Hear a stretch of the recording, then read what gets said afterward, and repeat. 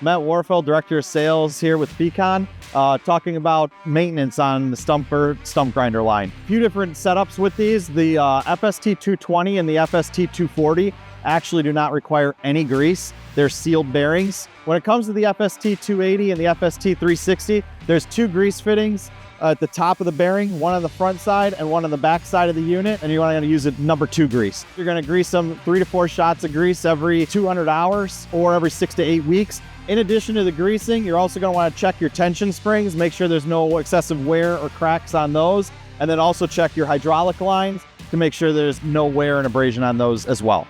When it comes to changing any of the tools on the Stumper units, first thing you want to do is going to disconnect your hydraulic lines, then place the wheel on a firm, solid surface to help lock the wheel in place as you're changing the tools. When you go to put the tools back on, you're going to torque them to 180 foot-pounds, but make sure you're putting anti-seize on the bolts so you get a good solid fit. So you're going to follow the same procedure when you change the raker bars on the wheel.